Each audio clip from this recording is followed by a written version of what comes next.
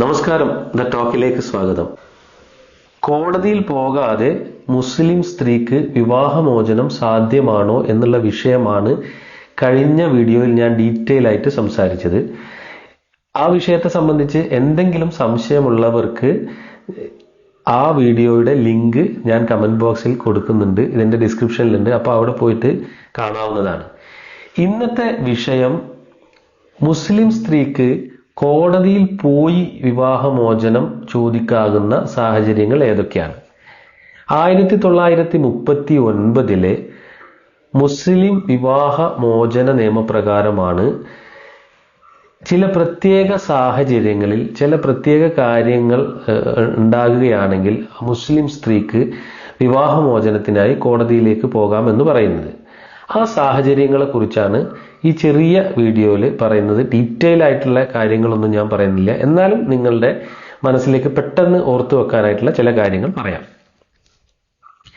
എപ്പോഴൊക്കെയാണ് ഒരു മുസ്ലിം സ്ത്രീക്ക് Muslim marriage dissolution act പ്രകാരം കോടതിയിൽ പോകാൻ പറ്റുക? അതിന്റെ സാഹചര്യങ്ങളാണ് ഇനി പറയാൻ പോകുന്നത്. ഒന്നാമത്തെ സാഹചര്യം, 4 വർഷത്തിലധികമായിട്ട് ഭർത്താവ് ഉപേക്ഷിച്ചു പോയി കഴിഞ്ഞാൽ, 4 വർഷമായിട്ട് ഭർത്താവിന്റെ യാതൊരു അഡ്രസ്സും ഇല്ല എന്നുണ്ടെങ്കിൽ വിവാഹമോചനത്തിനായി മുസ്ലിം സ്ത്രീക്ക് ഫാമിലി കോടതിയിൽ കേസ് ഫയൽ ചെയ്യാൻ പറ്റും. മറ്റൊരു സാഹചര്യം, 2 വർഷമായിട്ട് ചെലവിനൊന്നും കൊടുക്കുന്നില്ലെങ്കിലും മുസ്ലിം സ്ത്രീക്ക് കോടതിയിൽ വിവാഹമോചനത്തിന് പോകാൻ പറ്റും.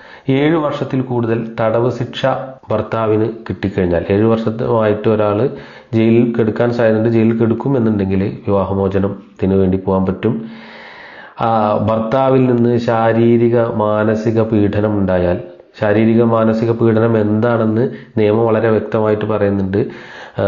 അതിൽ ഈ ഇമ്മോറലായിട്ട് അസാൻമാർഗിക വഴിയിലൂടെ നടക്കാൻ വേണ്ടി ഭാര്യയെ പ്രേരിപ്പിക്കുന്നത് മുതൽ ഭാര്യക്ക് മതപരമായിട്ടുള്ള ആരാധനാ കർമ്മങ്ങൾ നടത്താൻ തടസ്സം നിൽക്കുന്നുണ്ടെങ്കിൽ വരെ വിവാഹമോചനത്തിന് വേണ്ടി കോടതിയിൽ ചെല്ലാൻ പറ്റും.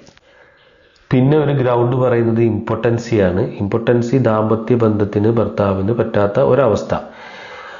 3 വർഷത്തോളമായിട്ട് ഭർത്താവിന് ഫിസിക്കൽ റിലേഷൻഷിപ്പിന് പറ്റുന്നില്ലെങ്കിൽ വിവാഹമോചനം ആവശ്യപ്പെട്ടുകൊണ്ട് ഭാര്യയ്ക്ക് കോടതിയിൽ പോകാൻ പറ്റും.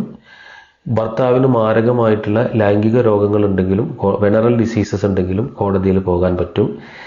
ഭർത്താവിന് കുഷ്ഠരോഗമുണ്ടെങ്കിലും ഭാര്യയ്ക്ക് കോടതിയിൽ പോകാൻ പറ്റും. എന്തായാലും അതൊരു ഇന്നത്തെ കാലഘട്ടത്തിൽ നോക്കുന്ന സമയത്ത് രാഷ്ട്രീയമായിട്ട് വലിയൊരു ശരികേട് ആ കുഷ്ഠരോഗത്തിന്റെ കാര്യത്തിലുണ്ട് എന്നാണ് എനിക്ക് തോന്നുന്നത്.